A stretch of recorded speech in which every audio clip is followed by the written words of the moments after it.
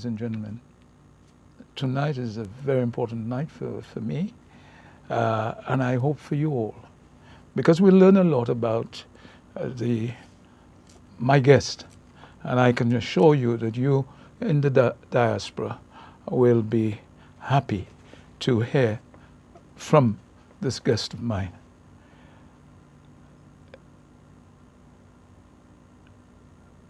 He has no fanfare about him because he's a humble man. Humility, as far as I'm concerned, is what this man is about. Suffice to say that he has a BA in economics, his master's, and has been a consultant in the region in his field of economics. A dedicated common man that despite his rising stature, and I know that for sure because I lived in that area, he has never left his community, and he has lived with the community from where he came and where he rose, to the fullest with a passion and determination. Rarely seen, really, in this pristine land of ours, because many of us tend to think the moment we rise, we move. We don't want to know, but I know this man has never moved, never, ever, because I'm from there too, to an extent. So without further ado, I want to introduce you tonight to the leader of the opposition, the Honorable Philip J. Pierre. Sir, good evening. Hi, then. How are you? I'm well. I heard that you had to rush to the hospital. I hope everything is fine. Not me. I don't fight with your brother. I know. Be careful. Yeah. Be careful. No, you're fit as. I'm good. Praise God. Good. Thank God for that. My brother isn't well, not me. I'm fine. Thank God. Let me not beat about the bush too much, but let's just immediately get into the deep end. Your critics, as you know, have asked the question time and time again, and I hear it sometimes, whether what has he done for his constituency? What is, what is with him to that extent that he can lead the country? What do you say to that? Dennis, thanks for having me. Thank you very much for having me. I know that this is a long appointment that we've had, that we haven't met earlier. But quite. Nothing lasts forever, and then the time came and I'm here, and I'm happy to be here. I'm just say hello to all the listeners, all the viewers, particularly those in the diaspora. Say hello to them. You asked what I've done in my constituency. Is that what you asked that? Yes. It's a long story. I guess the people who asked that, they never lived in my constituency. They do not live there. They weren't aware of what's happening there. And in the business of politics, people will say these things. I mean, if you find nothing to say about someone, you will say something. My constituency. First of all, my constituency is Castries East. And a lot of people think Castries East is Marshall. And Castries East comprises of several areas. And it's a diverse. If you want diversity, you look for it in Castries East.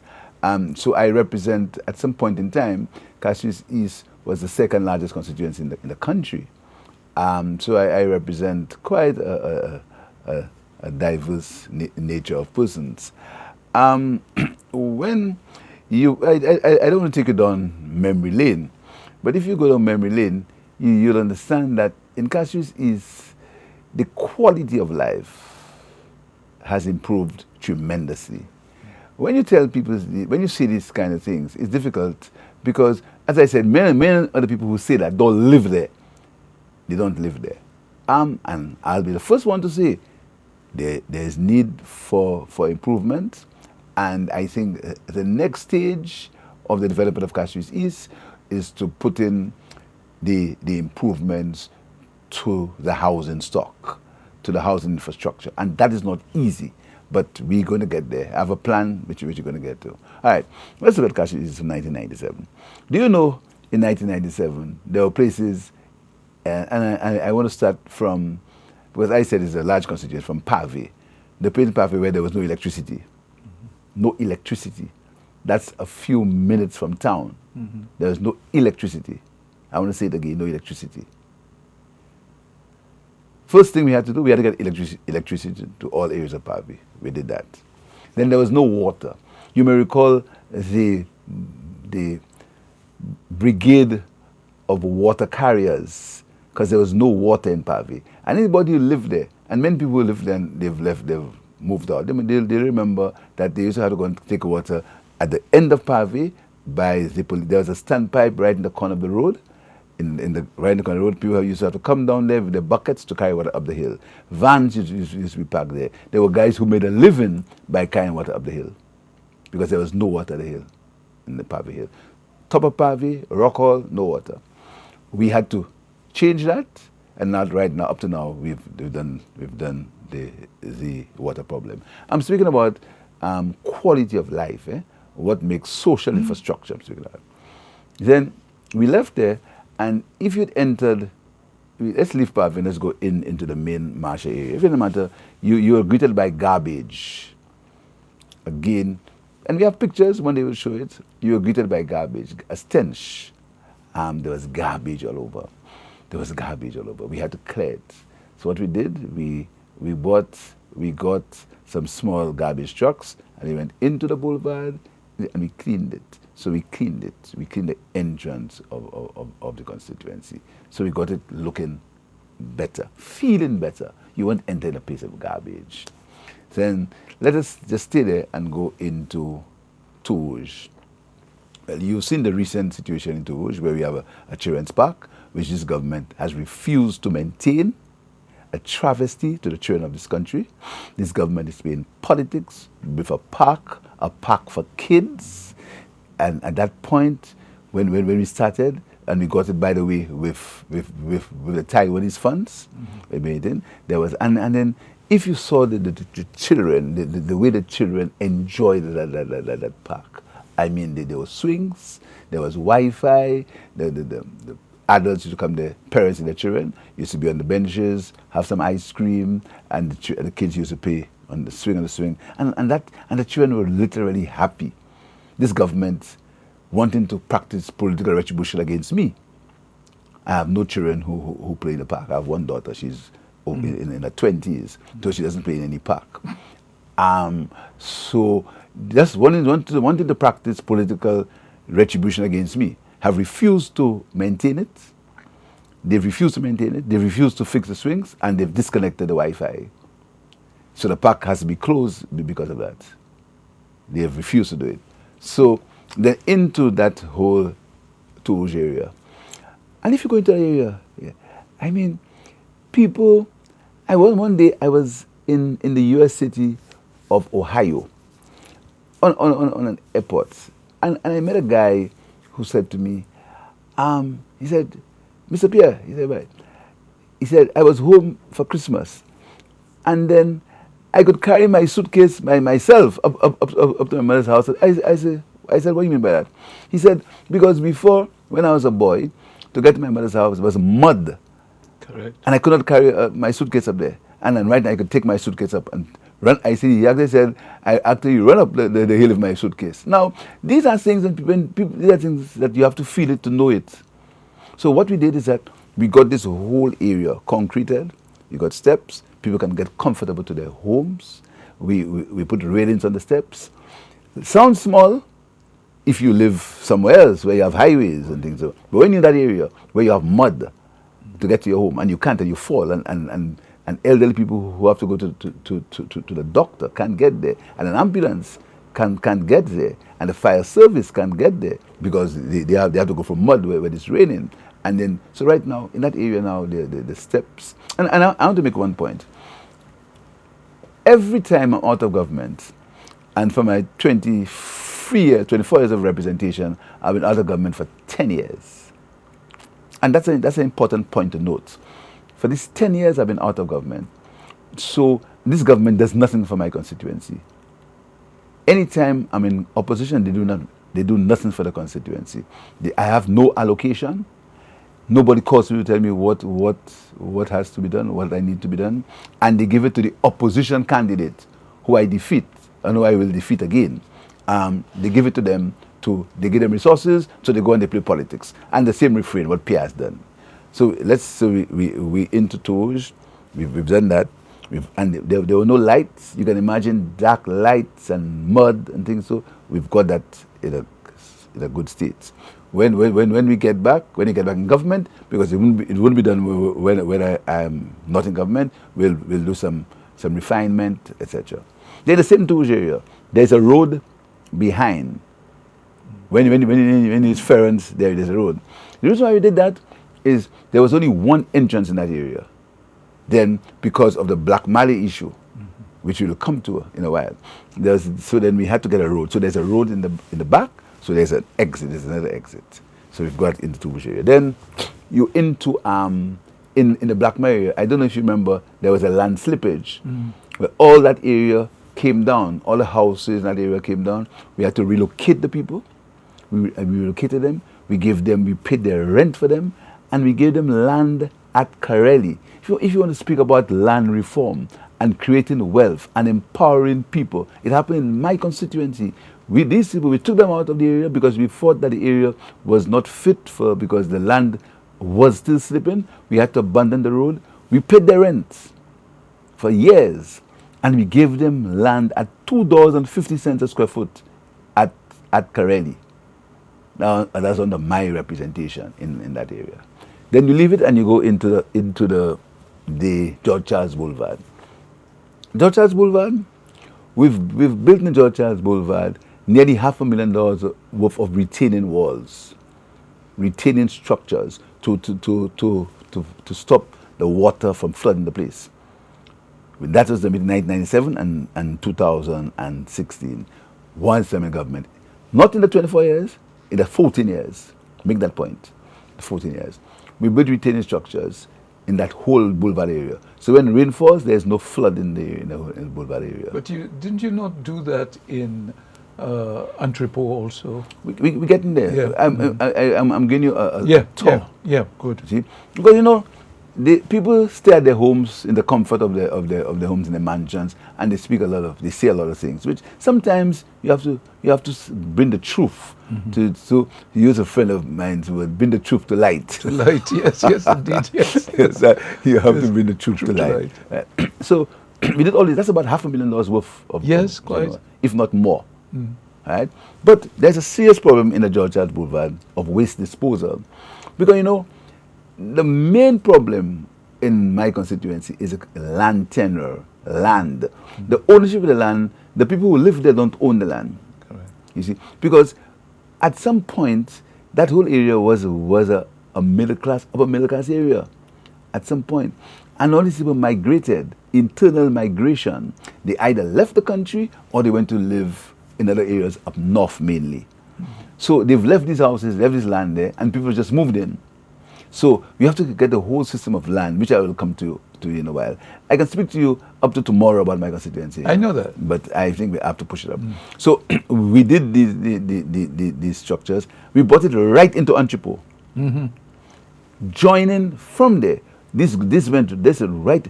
We saved the Marshall School. Because when rain fell, the Marshall School used to get flooded. We went right. I think there's one area that we have to do. One area that, again, I'm not in government, so it's not been done. We went into Entrepot. We saved the Entrepot playing field. Correct. Yeah. We saved the Entrepot playing field. Then we went and we saved all the houses. The houses along Entrepot. All the houses. Join it right to the St. Lucy's home. Because my mother's house is in Entrepot. Yes. You know that. So we saved that. Then we went into Entrepot and we did the Garden Spring Road. All these retaining walls. Yes. There's a friend of mine, Titus Sprayfield. His mother-in-law lives there. Her house, this lady, when rain fell, this lady was in trepidation.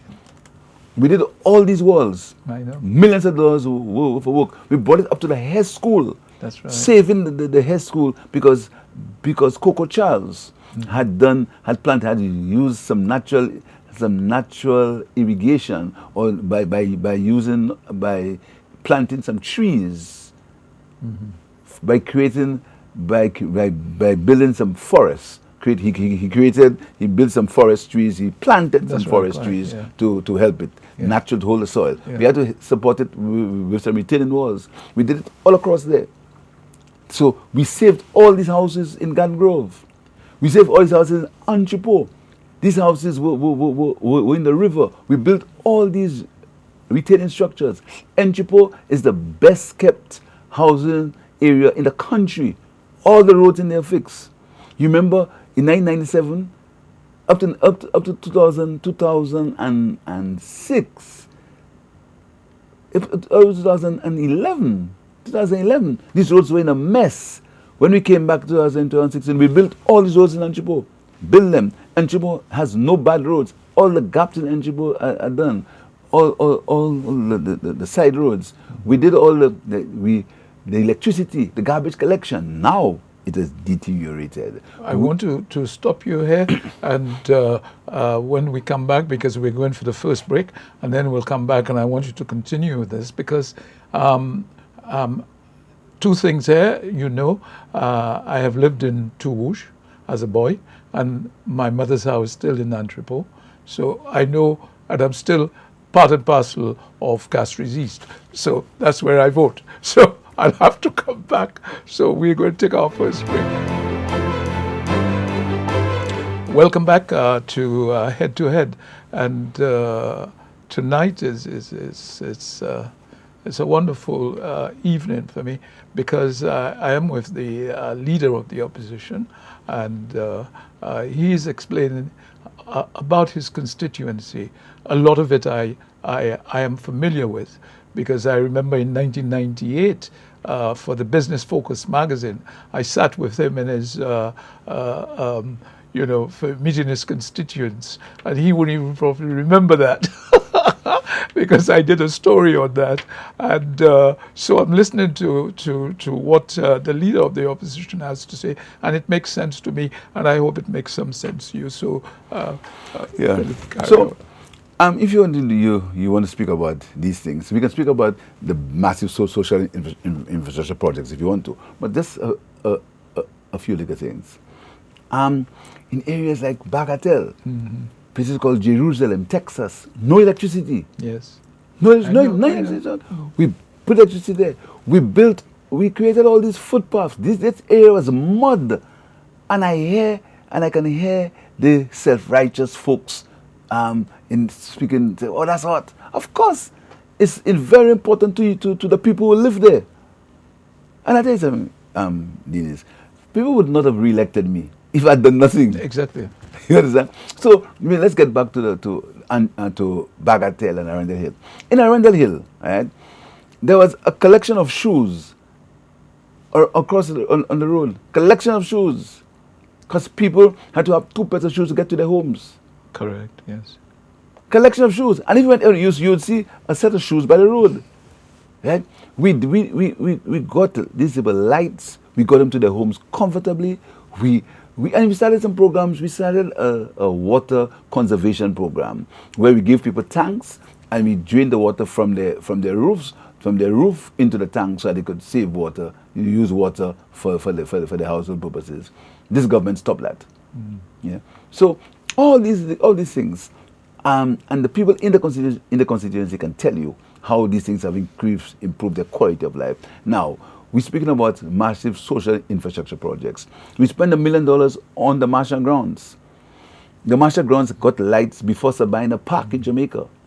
We redid the entire field playing surface. When you play there, you should know that was a place where, the Marshall Grounds was a cemetery, you know that? I know that, yes. Right? Yes. Now it's a place where sometimes number of footballers have broken their leg in the stones in there. We did that whole Marshall Grounds over. We put lights in there. We put changing rooms. We put facilities. Talking about facilities, I'll say that again because I know some people want to play politics with that. We were in the George Charles Boulevard, I say that, and from representative to representative, including Romanus Lansico, who was there for 15 years before me, Quite. wanted to put toilet facilities in the boulevard. Because as I told you, the way the land space is, it's not easy. So we went to the Caribbean Development Bank. They contacted, at that time, the Basic Needs Trust Fund through the Poverty Reduction Fund, and they sent in the experts, and they did a socio-economic survey of the place. and they found that the people wanted facilities. So the CDB again sent social scientists down in the area to speak to the people. And they said, yes, we can fund it. So the government, we acquired the land, and the CDB funded it. Nearly $1 million to build one of the most modern conversations in the region. Because the people need it. And I repeat myself again, when you sit in your mansion, you do not know what that means to people. These people are people. They feel, they love, they have the same aspirations as you in your mansion. Mm-hmm. They have the same aspirations. Their children want to go to school. Their children want to play. Their children want to have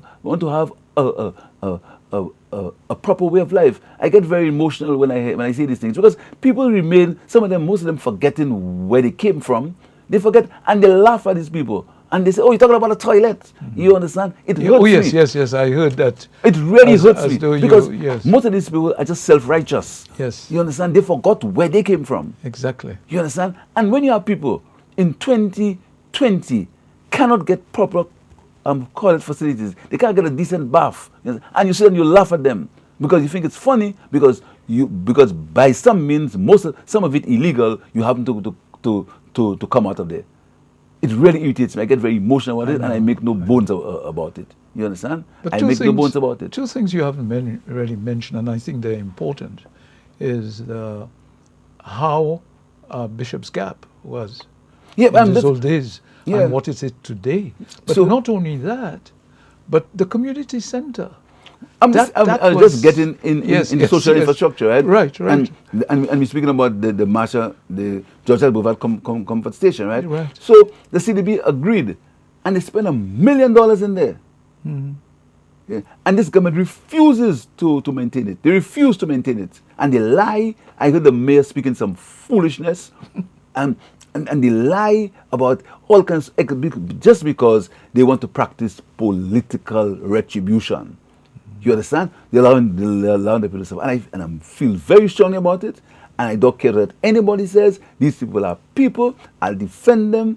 I will not allow them to be discriminated against. I will not allow them to be stigmatized because they have the same aspirations as anybody else. Not because of their circumstances and because they live in what they call ghettos. We must treat them in that nature. I'm going to defend them all the time. And my purpose in life is to improve their quality of life.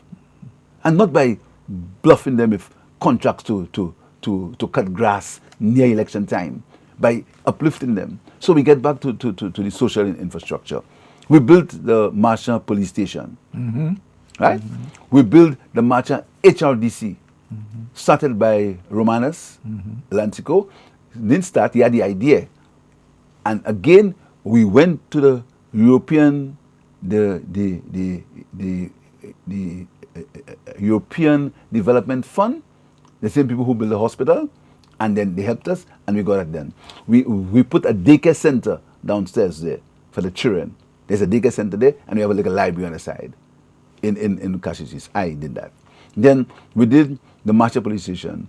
We repaired the Marshall School. We put a kitchen in the Marshall School. We put a new wing, and we tiled. These children used to go to school, and there were no tiles on the floor. In some areas. I see some petition for some more tiles in some parts of the school. We're going to help. We tiled the top floor of that school. We improved the toilet facilities there. And I tell you about what we did to save the school. We built a step in the back for fire protection. Because in terms of when there's a fire, there's only one exit. We built another exit in the back of the school. That is in the Marshall School. Then we did a court in Pave. And again, I never forget one day I had a public meeting in Park and I said, I'm going to build a court for the young people. A guy passed and he said, man, you're a politician, so bluffing people, man. And he said some cuss words, some choice words, which will offend the ears of your listeners. Right. And then we built a court in Pave, right? And sad to tell you, it was vandalized. Very sad. We had a court. We had toilet facilities and a bathroom and lights. It was vandalized. Very sad to tell you. Vandalized. Again, for political motives, but let's leave that alone. It's vandalized. So we had a court we built a court in Pave. We repaired the James Belgrave Court opposite the Marshall grounds. Yeah, that was vandalized again. You see, it is really vandalized. Right? And I want to make a point to you today. And I'm saying to my constituents, I can look them square in the eye and tell them that I have a zero tolerance towards the vandalism of government facilities. And I will use my best efforts with the strongest possible law enforcement to ensure that when government structures are built, they are not vandalized. Because the James Beverly Court was vandalized. Now it's nothing there. But that was rebuilt. And we're going to do some more work on it. We're in the process of fixing the stands at the martial grounds. But again, these stands are vandalized. People jump on the top of it. Yes, go ahead. Right? So we talk about social infrastructure. Then we redid the Enchipo post office.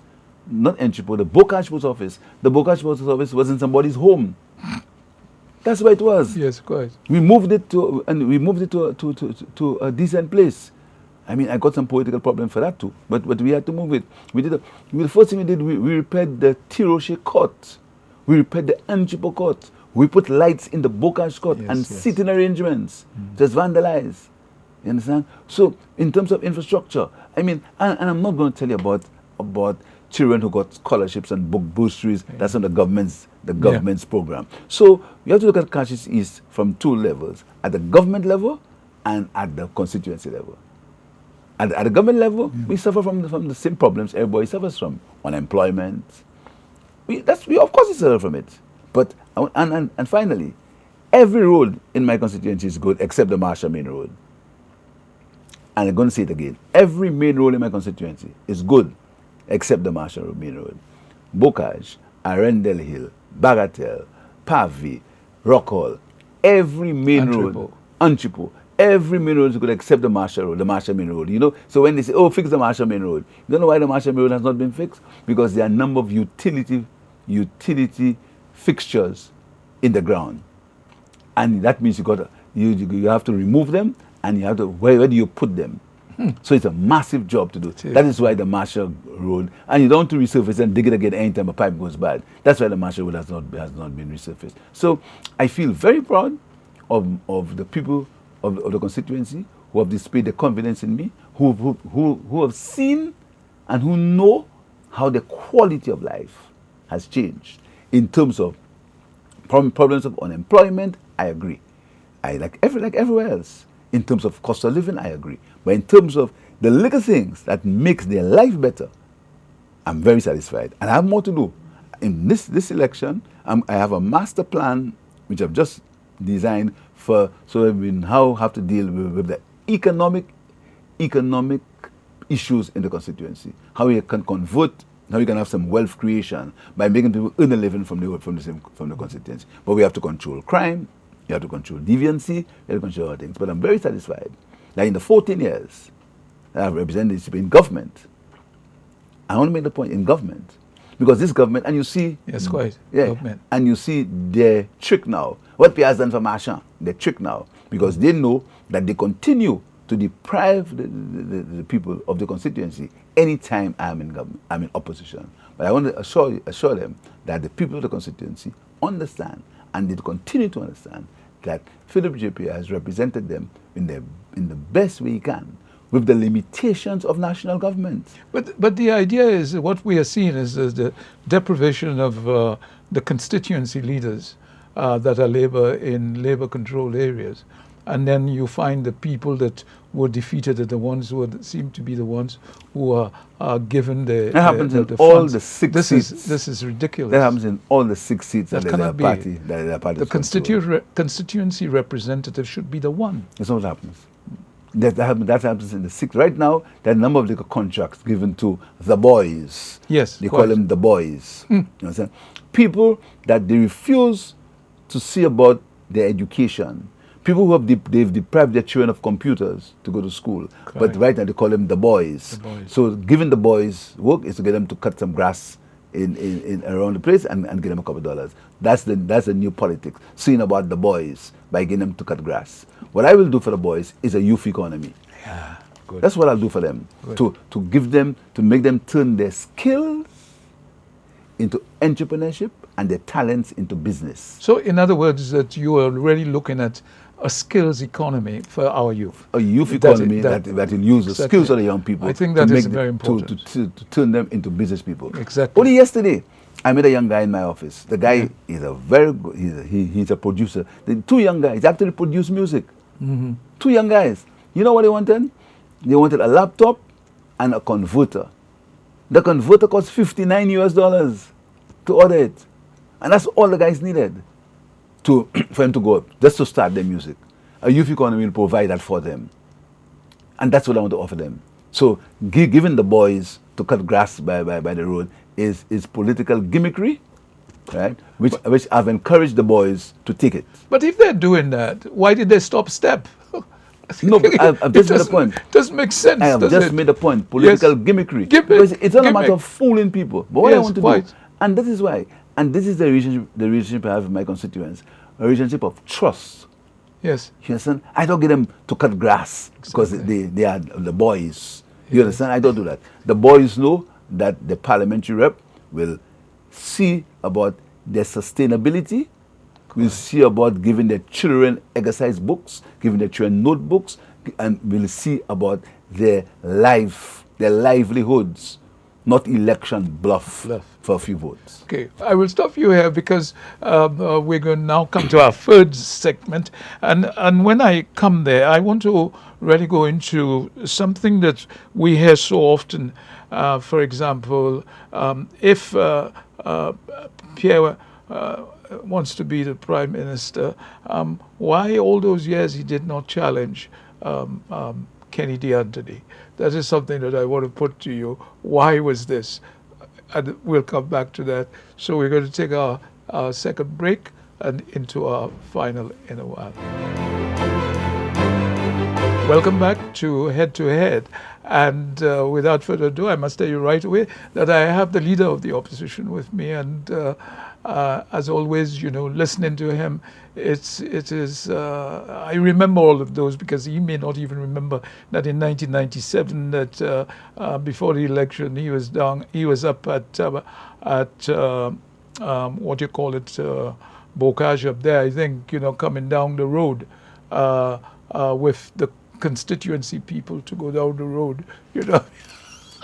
I remember those days. Anyhow, but I'm going to ask you this question because so many have asked that, and it's a crunch question. They say, well, all those years, why didn't you, challenge Kennedy Anthony for the leadership of the Labour Party? Why was that? Were you concerned that you would not be a good leader, or why? Why was that? That's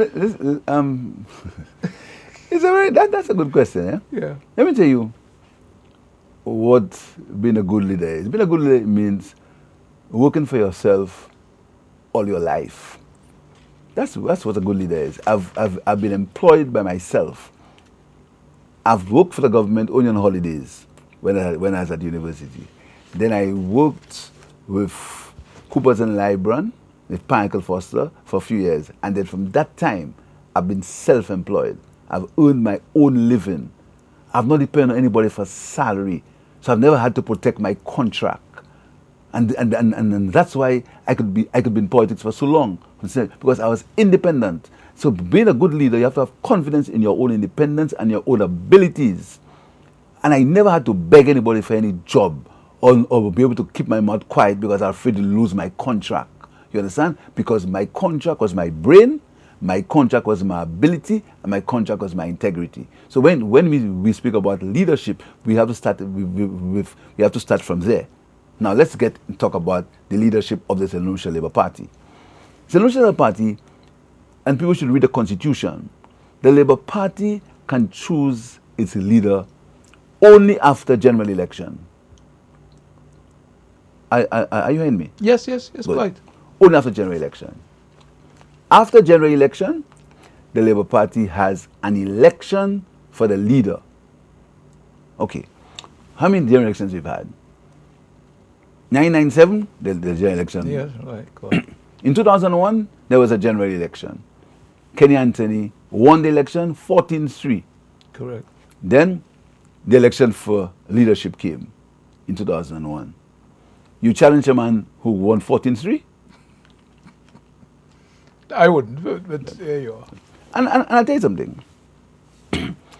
I respect the leadership and the role that leaders have to play, and I give full cooperation to the leaders that have been chosen by the people. I may not agree with what Alan Shastri does, but Alan Shastri is the Prime Minister of St. Lucia. And I always see that. Up to yesterday, I was saying to some of my people that Alan Shastri is the Prime Minister of St. Lucia. So I don't like his policies, I don't like it. But I have to give deference to the Prime Minister of St. Lucia, not Alan Shastri. The Prime Minister of St. Lucia, the office. I respect the office of Prime Minister. Now, Kenny Anthony was leader of the opposition. I wasn't the one to put him there. The Labour Party delegates put him there. Yeah. So 2001, there was that election. 2006, there was a convention in the convention. Kenny Anthony won because we were in government. We lost the election in 2006. Kenny Anthony put himself back up for re-election as leader of the party. Now, Kenny Anthony's history or Kenny Anthony's contribution to St. Lucia has not been fully documented. And I was very proud to serve under Kenny Anthony. Kenny Anthony is not God. Kenny Anthony has made mistakes. I disagreed with some things Kenny Anthony did, or we did, but Kenny Anthony was leader of the party. Now, so Kenny Anthony's history has not been properly documented. We were somewhere last week, and we were documenting what this Labour Party is. And some of the time, we must talk about how this Labour Party has transformed the life in St. Lucia from 1997. And it was when we started saying things that the Labour Party has done in St. Lucia under Kenny Anthony, we got lost. St. Lucia's modernity, modern St. Lucia, has been created on the Labour Party and Kenny Anthony. Think about St. Lucia in 1997. Think about it now. Think about the time 2009, 97, 2001, 2006. Think about where our country was. The infrastructure, the housing, the social development, the legislation, which this Labour Party has done. And think about 2006, 2011, and see what happened there. See what happened there. So I think that part of the problem with the Labour Party is we have not told our story. We have allowed other people to tell our stories for us. So we get to Kenny Anthony and leader of the Labour Party. 2006, Kenny Anthony lost the election, but we decided that Kenny Anthony had produced, he had modernized the party to a certain extent, he had with the country, so he was re-elected. We won the election in 2011. So I must get rid of him in 2011? Question? No, Question? I don't expect you got rid of a man who won elections? Yeah, exactly. Well. In 2016, Kenny Anthony lost and he resigned. So what's the idea of challenging? Challenging Kenny Anthony to what? But it's not only Kenny that. Anthony never brought the government or the party into any disrepute. Kenny Anthony never broke any laws. So this challenge of Kenny Anthony to what? But you're a party man. But I mean, challenge to what? Challenge exactly. for so what and to what? I mean, the party has chosen. Yeah. The party delegates chose Kenny Anthony. Exactly. You know. And Kenny Anthony has worked with me, and he is not in any way. I always make the point to my friends, and they laugh, that I can't read anybody's heart. I don't want to do it. I can't. I'm not trying. Kenny Anthony has worked with me. He's advised me. He's spoken. We've discussed. And Kenny Anthony has not, to the best of my knowledge, raised one finger to interfere with my leadership of the Social Labour Party. I can't read his heart. I'm not trying to. He can't read mine. Nor can I read yours or anybody's else. So all I can say to you, I have no regrets. I have no regrets in working with Kenny Anthony as leader of the Labour Party. I have no regrets. And I have no regrets if you would be the leader of the country, the Prime Minister. I want to put something to you, so you can read my heart now. Because you said you could read my heart. Can't do it. Well, I'm telling you. Yes. Let me just read something here for you. And I want you to really tell me what you feel about that. It says, the role of a politician is very complex. The candidate should first acknowledge the ongoing characteristics. 1, a strong and well-defined character. 2, a non-controversial personality. 3, one who is able to listen and quickly assess matters to the satisfaction of the voter. 4. Being able to present the right perception. 5. One who is able to readily accept and convince the voter that his past should not affect his future performance. Next is a very confident individual who should avoid vacillation, and a very disciplined and diplomatic person. These are significant requirements for any one person. Is that what you think, that all these things that you are? You see, I tell you something. As a politician? I tell you something. Mm-hmm. There is no one who's become Prime Minister of St. Lucia who's coming in with more on-the-job experience than me. Quite. There's no one. Mm. You see? I've served in some of the biggest ministries in the country.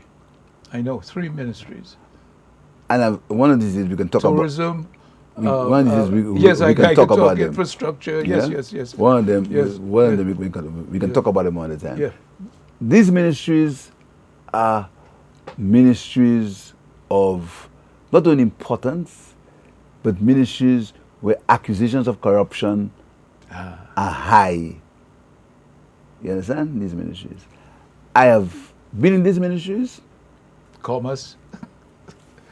Incentives, yes. Investment, more incentives, right. Infrastructure, massive projects, direct awards, the whole works. Yeah, I know. you understand? So, in these ministries, I was the one who introduced financial services into St. Lucia.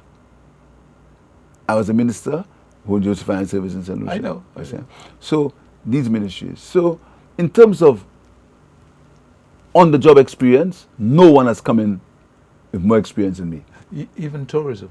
I was Minister of Tourism. I know, Minister of Tourism. And you brought in a Virgin Airlines and American Airlines to St. Lucia. So, I have been responsible with the government of the Labour Party for the development of more hotels in Ainspeed than any Minister of Tourism. Quite. Any Minister of Tourism. Quite. The record is there. I have been responsible with the government of the Labour Party for the development and the building of more hotels than any Minister of Tourism, including the Prime Minister. I know that. And that's an unchallengeable truth. It's fact. Right. So why can't I not be Prime Minister? Exactly. If the people decide that? Exactly. I need now. Why? But this is a facade. I'm not eloquent. You know, it's just what I stammer. Okay. I mean, I've made a point. I stammer truthfully. But Churchill did to an extent. You understand? So these things. But I think there's a deeper underlying problem. Yes. It's a problem of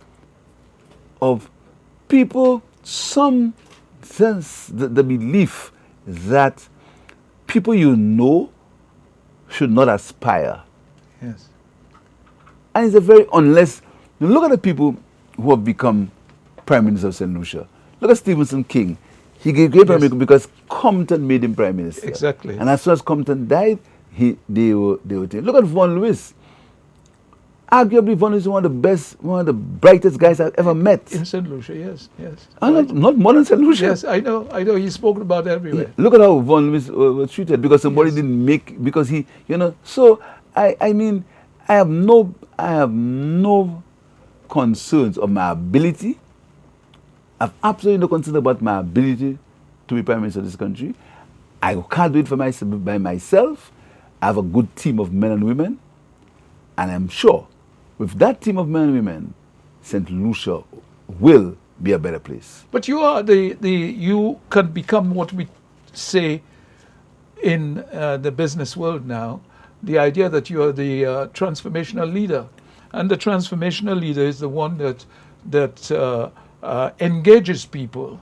You see? And this is what you said in your virtual thing towards the end, where you say, but I do not have all the answers, but together as a team, we can solve the problems facing our island. because it's teamwork that we need.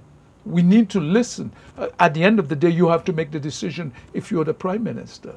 But you still have to listen and take in things, not just go and be autocratic or be the dictator.